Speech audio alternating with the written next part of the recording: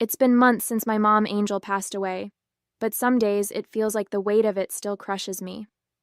I loved her deeply, even though life had a way of putting me in the background while my sister Margaret took center stage. My name is Rebecca, 27 years old, a painter who scrapes by with small commissions. I'm not the kind of person who craves attention, but sometimes I wonder if that's why Mom always seemed to gravitate toward Margaret instead of me.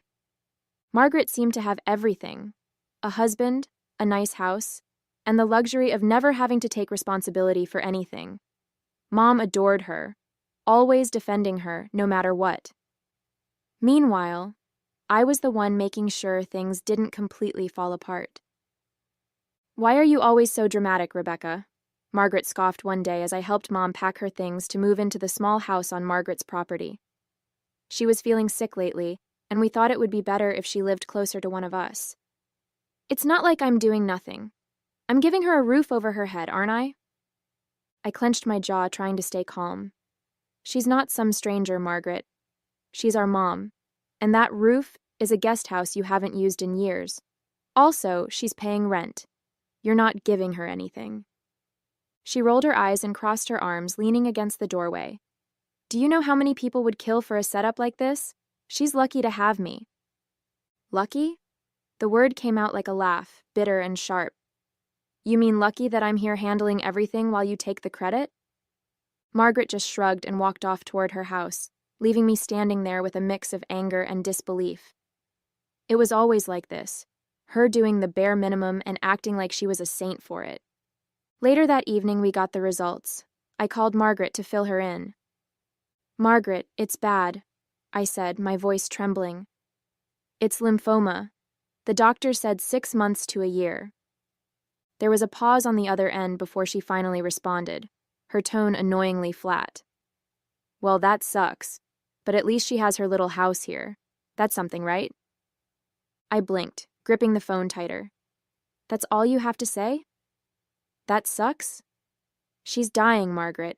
Dying." "What do you want me to do, Rebecca?" she snapped.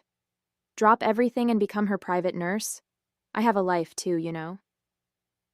"You could start by showing some basic compassion," I shot back. "Maybe take her to a doctor's appointment once in a while or spend some actual time with her." She sighed loudly. "Look, I'm doing what I can. Let's not make this about you, okay?" I hung up after that. There was no point in arguing.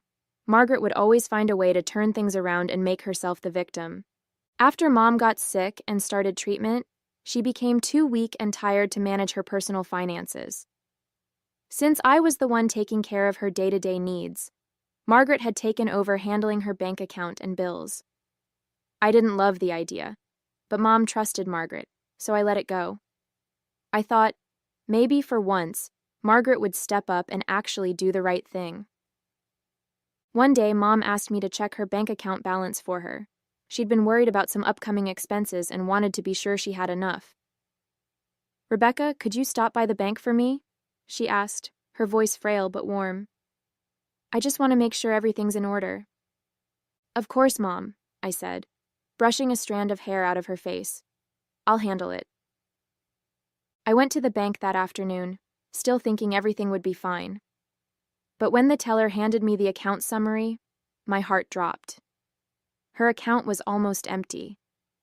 The savings she had worked so hard to build after selling her car, gone. And then I saw it, one massive withdrawal made a few weeks earlier. The name on the transaction hit me like a punch to the gut: Margaret Bennett. I stared at the slip of paper, my hands trembling. There had to be some mistake. Margaret wouldn't. No, she couldn't. But the evidence was right in front of me.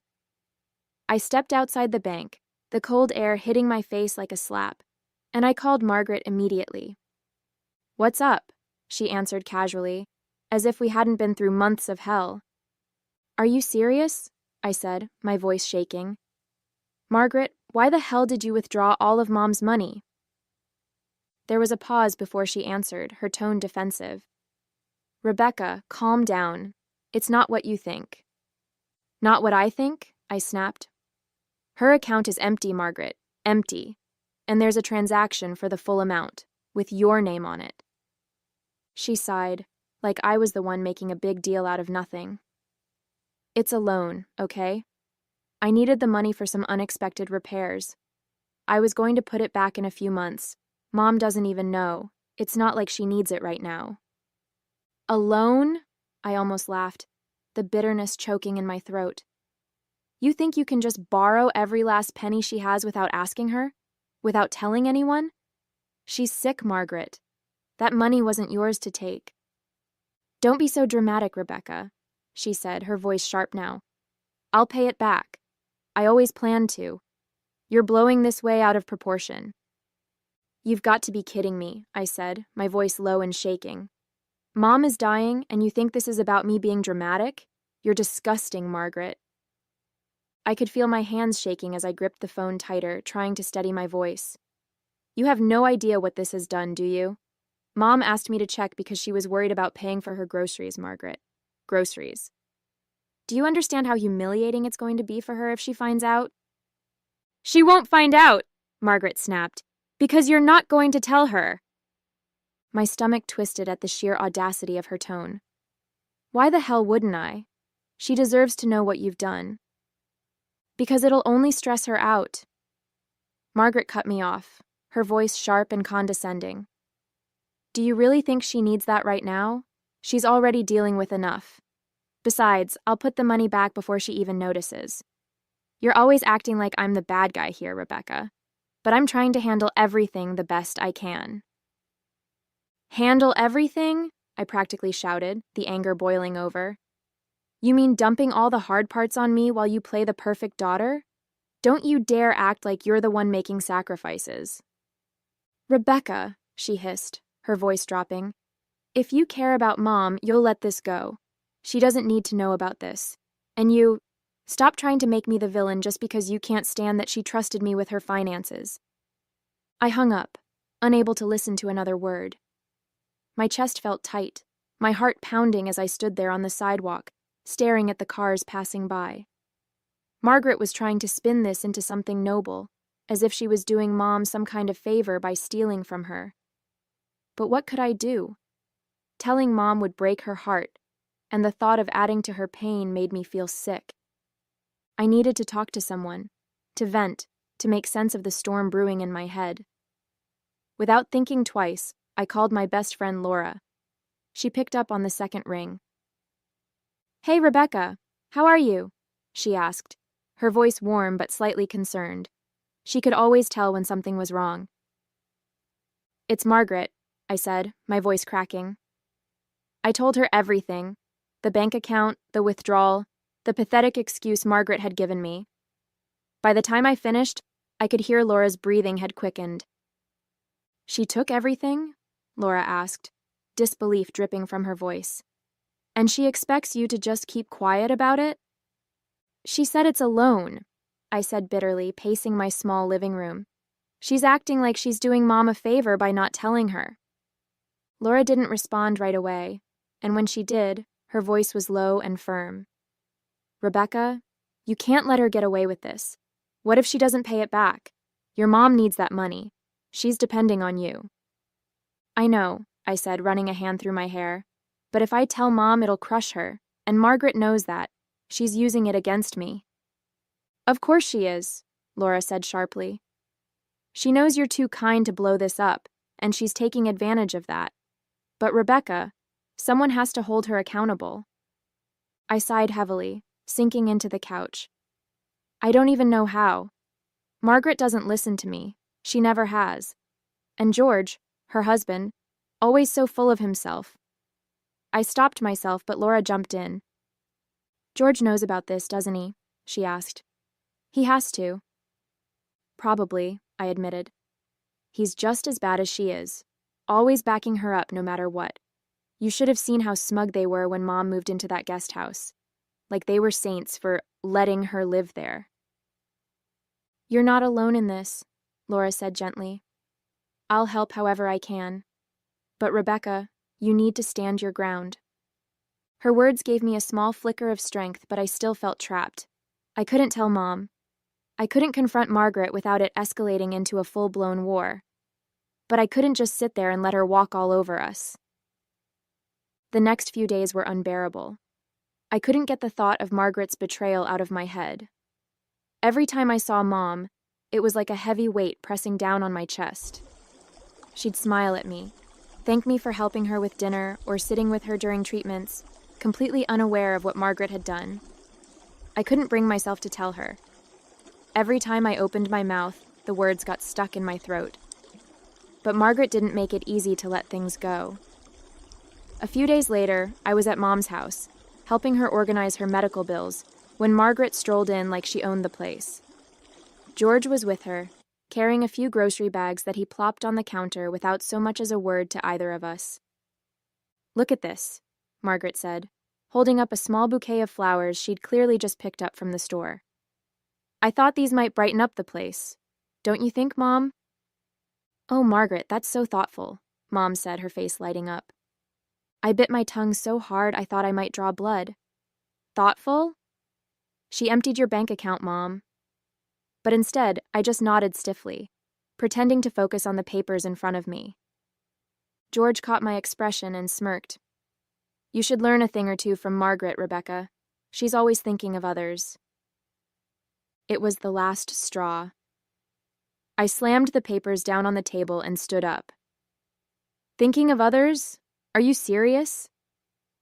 My voice was shaking, but I didn't care. "Rebecca," Mom said softly, looking startled. "What's wrong?" "Nothing," I muttered, forcing myself to calm down. "I just remembered something I need to take care of." I grabbed my coat and headed for the door, unable to stay in the same room as Margaret and George for another second. As I walked out, I heard Margaret's voice behind me, low and mocking. She's always so dramatic. The next day, I needed to clear my head, so I decided to run a few errands in town. I was walking down Main Street, juggling a grocery list in my head, when I saw her. Margaret, stepping out of one of the fanciest boutiques in town, laughing and chatting with a sales assistant as George held the door open for her. She had at least 3 shopping bags in her hands, each with the store's logo plastered all over them. I froze mid-step, my stomach churning. There she was, spending God knows how much money on clothes and who knows what else, while Mom was budgeting for groceries. The image of Margaret's name on that withdrawal flashed in my mind, and my hands clenched into fists. Without thinking, I marched straight up to her.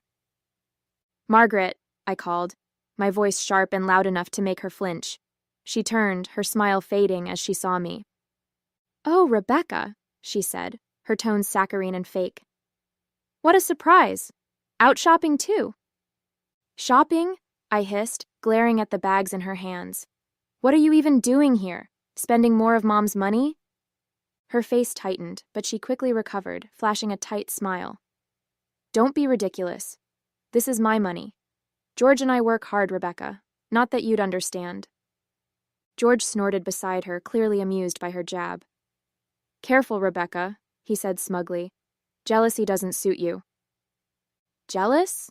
I laughed bitterly. "No, Margaret, I'm not jealous. I'm disgusted. You drained Mom's account, and now you're out here buying designer clothes like nothing happened. How do you sleep at night?" Margaret's expression hardened. She stepped closer, her voice low and venomous. "I told you it's a loan. And if you care about Mom, you'll drop it. Do you want her to know about this? To worry about something she doesn't need to?" I stared at her, my chest heaving with anger. "You're unbelievable. Mom deserves to know the truth. She deserves better than you." Margaret leaned in closer, her voice dripping with venom. "You tell her and you'll break her heart. She's already sick, Rebecca. Do you really want to be the reason she gets worse? Think about that before you open your mouth." As I stood there, fuming at Margaret's audacity, a wave of memories hit me. This wasn't the first time Margaret had pulled something like this, and deep down, I knew it wouldn't be the last. Mom, bless her sweet heart, had always been Margaret's biggest defender, no matter how awful her behavior was. When we were kids, Margaret had a knack for pushing every limit. She'd borrow money from Mom's purse for things she needed, like concert tickets or new shoes. Mom would find out eventually, of course, but she'd just shake her head and say, "Oh, Margaret, you should have just asked." And that was it. No punishment, no accountability, just forgiveness on a silver platter. Even as we got older, nothing changed. Margaret always had an excuse, always a sob story to back her actions. There was the time she borrowed Mom's car without permission and wrecked it. She cried and blamed a pothole, and somehow Mom ended up comforting her, saying, "Cars can be fixed, but you can't replace family." I remember sitting there, stunned, while Margaret smiled through her crocodile tears. Mom had a heart too big for her own good. She always believed the best in people, especially in Margaret. "She's your sister, Rebecca," Mom would say whenever I tried to bring up Margaret's behavior. "She's not perfect, but she means well." I hated that phrase. She means well. It was Mom's way of justifying everything Margaret did, from lying to taking advantage of her kindness. But this time was different. This wasn't a harmless mistake or a moment of bad judgment. This was calculated, cruel, and completely unforgivable. And yet, I couldn't shake the feeling that, if Mom knew, she'd find a way to forgive her anyway. That was who Mom was. A sweet, selfless person who couldn't see the bad in the people she loved. Margaret and George had always measured people by one thing: money. To them, a person's worth was directly tied to their bank account.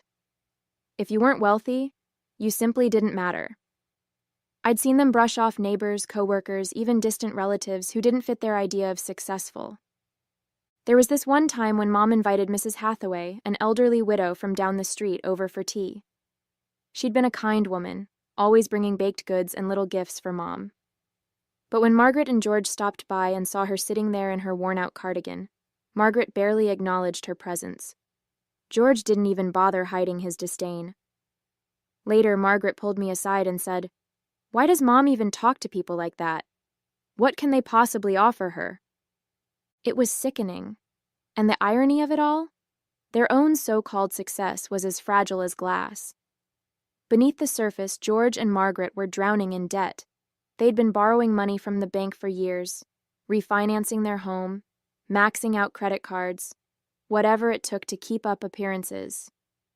Margaret once let it slip to me after a few too many glasses of wine that they were stretched thin, but she quickly laughed it off, saying, "It's just temporary. George's investments will pay off soon."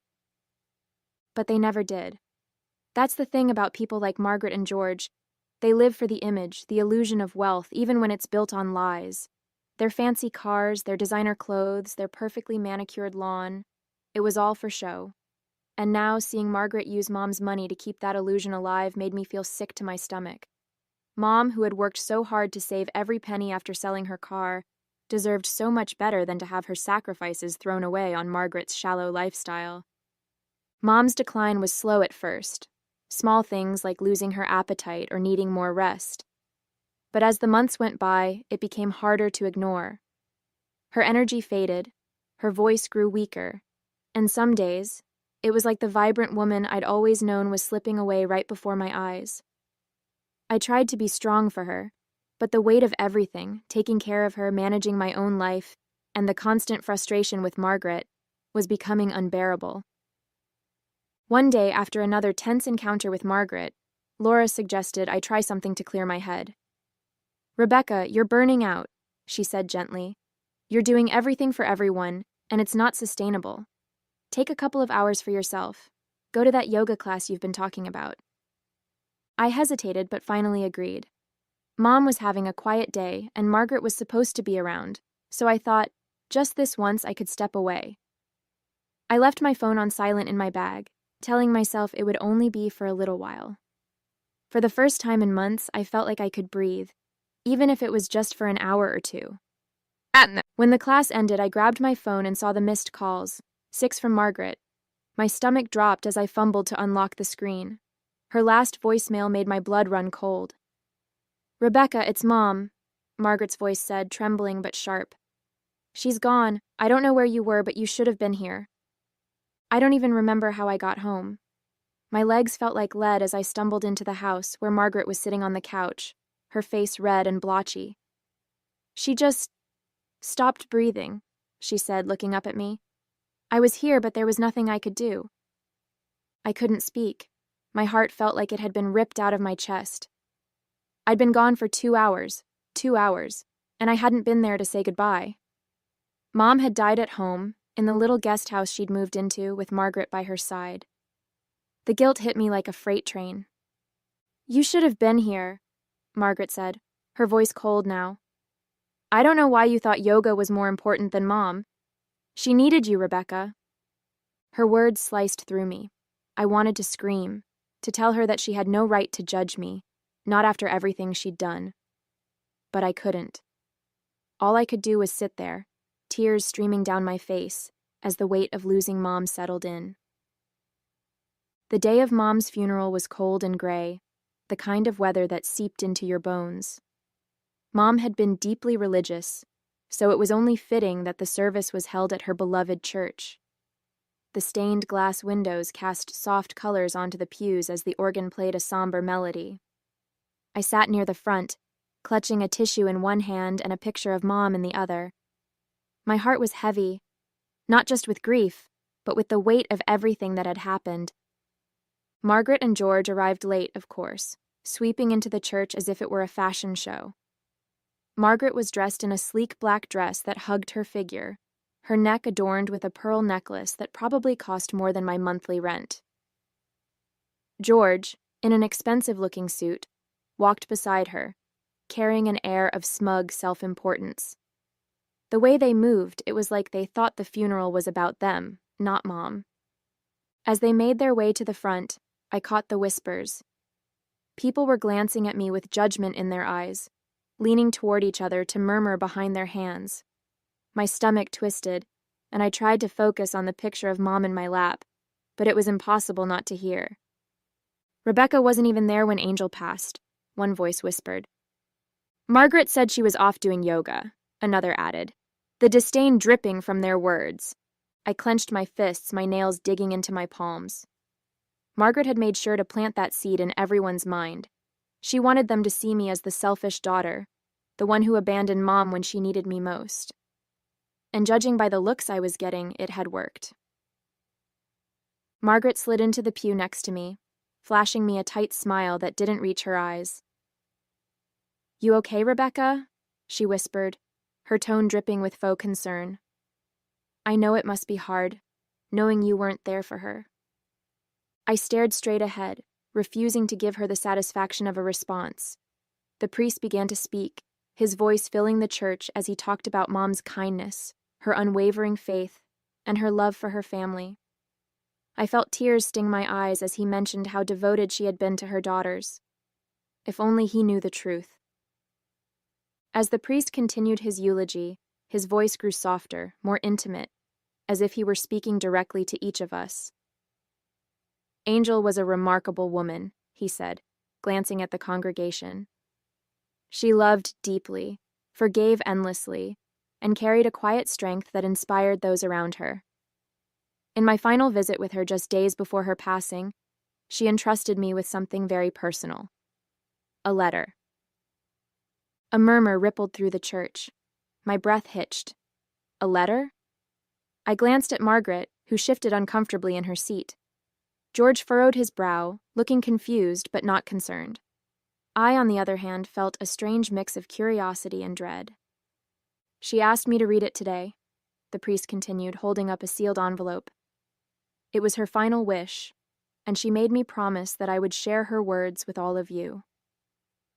The church fell silent.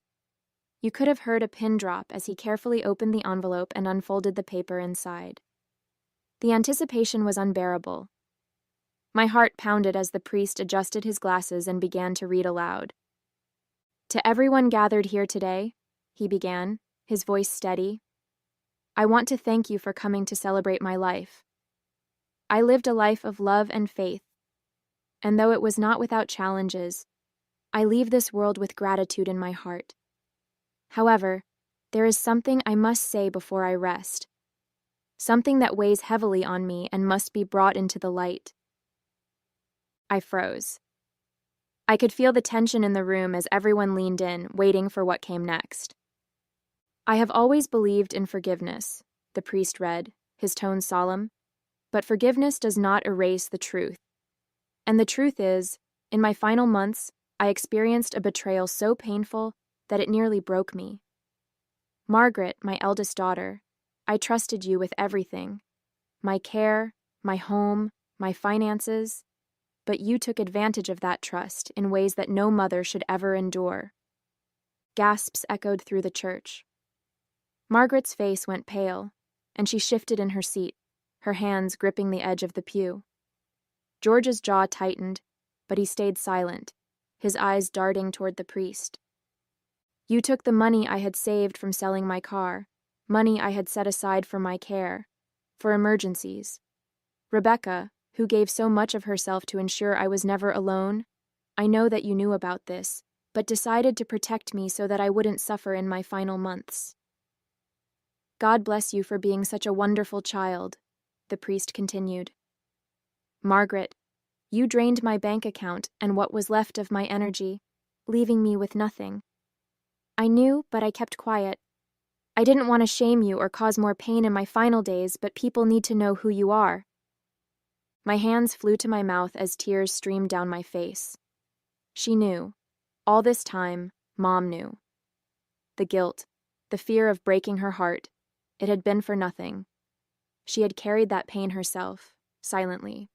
The priest's words lingered in the air, heavy and unshakable. The silence in the church was deafening. All eyes turned to Margaret, who sat frozen, her face pale as if all the blood had drained from it. George shifted uncomfortably beside her, his usual smugness replaced with unease. No one said a word, but the weight of judgment in the room was palpable. I didn't move. My tears were flowing freely now, but they weren't just for Mom. They were for the truth she had carried alone, for the strength it must have taken to leave this world with grace despite everything Margaret had done. My chest ached with a mix of grief, relief, and rage. Margaret finally broke the silence. She stood abruptly, her chair scraping loudly against the floor. "This is ridiculous," she hissed, her voice trembling with indignation. She was sick, probably confused. I did everything for her, everything. And this is how she repays me? People around her started to whisper, their faces filled with shock and disdain. George grabbed her arm, trying to pull her back down, but she yanked it away. "You don't know what it's like," she continued, her voice louder now, almost desperate. "I was under so much pressure. I needed that money for the house, for both of us."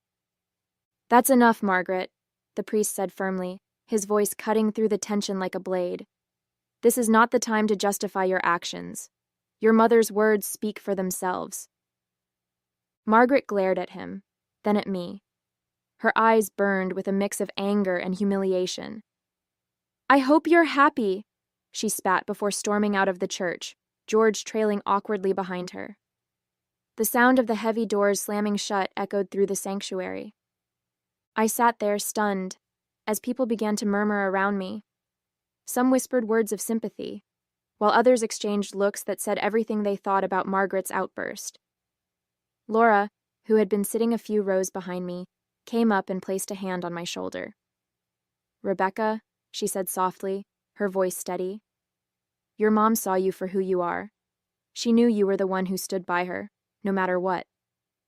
I nodded, my throat tight. Mom's letter had lifted a weight I hadn't realized I was still carrying. I had spent so much time protecting her, trying to shield her from the truth, and yet she had known all along. And even in her final days, she had chosen to protect me instead. As the service ended and people began to file out, many stopped to offer me condolences, their words laced with a newfound respect. Margaret's mask had finally slipped, and the truth was out.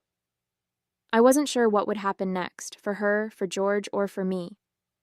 But one thing was certain. Mom's voice, even in death, had given me a sense of closure I hadn't thought possible. That night, as I sat alone in my small apartment, I looked at the picture of Mom I had taken from the service. "Thank you," I whispered, clutching it close to my chest.